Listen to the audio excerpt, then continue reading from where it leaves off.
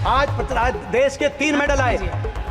मैं कंक्लूड की तरफ जा रहा हूँ। देश के 3 मेडल आए, जिसमें से 2 हरियाणा खिलाड़ी लेके आए।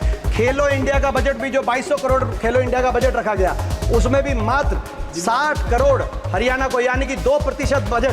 खेल का बजट भी हरियाणा में और गुजरात में 500 करोड़ का बजट दिया गया, 20% खेलो इंडिया का, जहाँ से एक खिलाड़ी मेडल। तो आज इनका जो फॉर्मूला हरियाणा के लिए निर्धारित किया गया था, खट्टर साहब यहाँ बैठे, उनने आज तक इस बारे में कुछ नहीं कहा। उसमें नीचे भी भाजपा की सरकार थी, ऊपर भी भाजपा की, सबसे कम हरियाणा को दिया जा रहा है। और ये जो सबसे कम दिया जा रहा है, मैं यहाँ बैठा हूँ इसलिए मैं बोल रहा हूँ, ये राजनीति कम से कम यहाँ करने की आवश्यकता नहीं है बिल्कुल भी।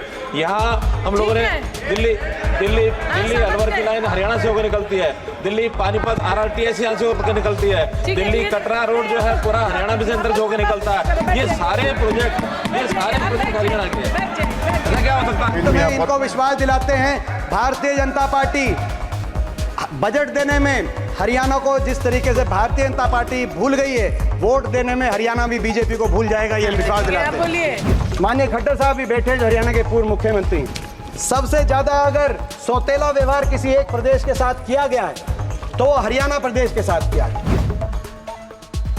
साथ जहां तक मैं एक बात हरियाणा के विषय में एक बात मैं महत्वपूर्ण आपके माध्यम से रखना चाहता हूं। अगर इस बजट में और इस फाइनेंस प्रपोजल में, माननीय खट्टर साहब भी बैठे, जो हरियाणा के पूर्व मुख्यमंत्री, सबसे ज्यादा अगर सौतेला व्यवहार किसी एक प्रदेश के साथ किया गया है, तो हरियाणा प्रदेश के साथ किया है। और मैं बताता हूं कैसे। जैसा कि अभी बताया जा रहा था कि हर प्रदेश केंद्रीय टैक्स कलेक्शन में हर प्रदेश अपनी तरफ से कोई भागीदारी करता है। कितना केंद्र एक प्रदेश में से लेती है और कितना उस प्रदेश को वापस देती है। हरियाणा से जीएसटी में हम देखें, जीएसटी टोटल क्या कलेक्शन में 7% देश की जीएसटी हरियाणा से आ रही है, 7.10%। और हरियाणा को वापस कितना मिल रहा है? जो केंद्र की तरफ से प्रदेशों में दी जाने वाली राशि वापस कितनी मिल रही है? मात्र 1.009%, यानी कि 1% के करीब। यानी कि दूसरे शब्दों में कहा जाए, हरियाणा से 7 रुपया केंद्र सरकार ले रही है और केवल 1 रुपये वापस दे रही है। और अगर प्रतिशत में बात करें तो 15%, 100 रुपये केंद्र सरकार हरियाणा से ले रही है और 15 रुपये वापस दे रही है। ये पूरे देश में सबसे कम अगर किसी एक प्रदेश को दिया जा रहा है, हरियाणा को दिया जा रहा है। प्रोड्यूसिंग स्टेट्स में थोड़ा कम है, ये हम मानते हैं, मगर दूसरे नंबर पे महाराष्ट्र है, जिसमें कम दिया जा रहा है। महाराष्ट्र में 29%, यानी कि 100 रुपये ले रहे हैं तो महाराष्ट्र को 29 रुपये दे रहे हैं। कर्नाटक में 100 रुपये ले रही है केंद्र सरकार, तो 39 रुपये दे रही है, 40 के लगभग। तो पूरे देश में 29 प्रदेशों में आज हरियाणा एक प्रदेश है जहां सबसे कम 15% ही केंद्र सरकार वापस दे रही है। और नेट डिवोल्यूशन की बात करें, कितनी केंद्र की राशि दी जाए, अगर प्रति व्यक्ति में देखें, प्रति व्यक्ति, आज दुर्भाग्य ये कि प्रति व्यक्ति मैंने कैलकुलेट किया अध्यक्ष महोदय, प्रति व्यक्ति अगर देखा जाए तो 29 प्रदेशों में सबसे कम पिछले वर्ष जो हमें डिवोल्व किया गया, हरियाणा को दिया गया 22,000 करोड़, यानी कि प्रति व्यक्ति 6,938 रुपये हरियाणा को प्रति व्यक्ति मिला पिछले से। ये भी 29 राज्यों में सबसे कम हरियाणा को दिया जा रहा है।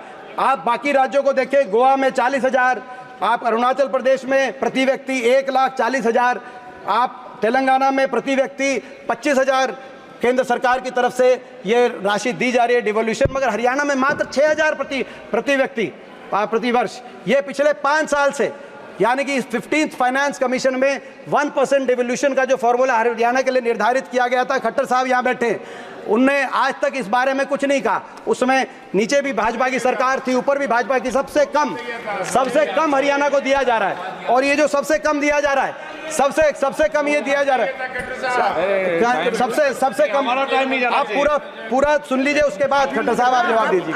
सबसे कम जो दिया जा रहा है हरियाणा को, मैं आपसे पूछना चाहता हूँ, लेकर के कहा जा रहा है, इसलिए मैं बताना चाहूंगा।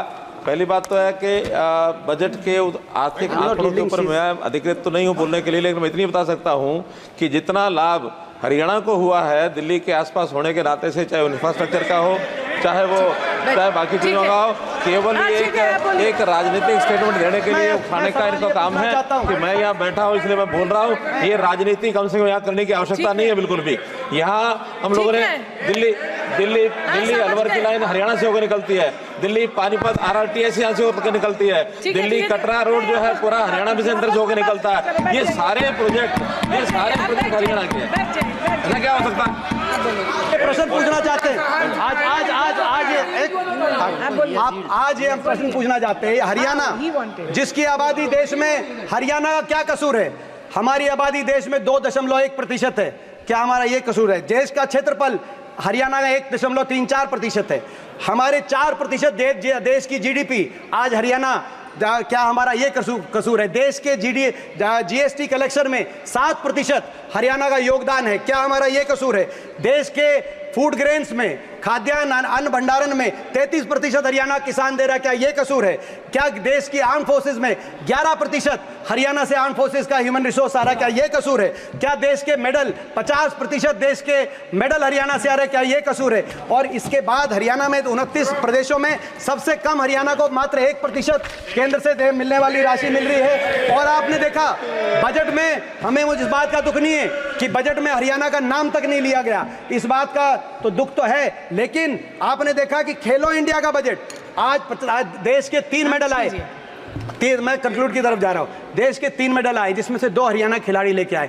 खेलो इंडिया का बजट भी जो 2200 करोड़ खेलो इंडिया का बजट रखा गया, उसमें भी मात्र 60 करोड़ हरियाणा को, यानी कि 2% बजट खेल का बजट भी हरियाणा में, और गुजरात में 500 करोड़ का बजट दिया गया 20% खेलो इंडिया का, जहां से एक खिलाड़ी मेडल। तो आज मैं समझता हूं कि अन्याय है। और पिछले 10 वर्ष में मैं कंक्लूड करते हुए मैं कहना चाहता हूं, पिछले 10 वर्ष में इन्होंने कोई एक परियोजना केंद्र सरकार की तरफ से, भाजपा सरकार की तरफ से हरियाणा को तो मिली नहीं, लेकिन यूपीए के समय भी जो हमारी मंजूरशुदा केंद्र सरकार की परियोजना थी, 1,55,000 करोड़ की वो परियोजनाएं जो यूपीए के समय मंजूर शुदा थी, चाहे हमारा एयरपोर्ट हो महम में जो जेवर चला गया 30,000 करोड़ की लागत से बनने जा रहा था, चाहे रेल कोच फैक्ट्री हो हमारे हरियाणा के अंदर जो बनारस में चली गई, चाहे 3 रेल की लाइन हो यमुनानगर चंडीगढ़, 1 इंच रेल की लाइन नहीं बिछी, चाहे हिसार फतेहाबाद दिल्ली गुड़गांव न्यू अलवर, चाहे ये रेल की लाइन हो, चाहे एम्स बाड़सा के अंदर 9 हमारे मेडिकल के प्रोजेक्ट हो, 10 साल में एक प्रोजेक्ट हरियाणा को केंद्र की सरकार ने दिया नहीं। और जो यूपीए की सरकार में मनमोहन सिंह जी ने, सोनिया गांधी जी ने जो यूपीए की सरकार में हरियाणा को देने का काम किया था, वो भी एक करके। Thank you madam. हमसे जुड़े रहने के लिए हमारे YouTube चैनल को सब्सक्राइब करें और नई वीडियो की नोटिफिकेशन के लिए बेल आइकॉन को दबाएं। अगर आप ये वीडियो Facebook पर देख रहे हैं तो लाइक जरूर करें और ज्यादा से ज्यादा शेयर करें। धन्यवाद।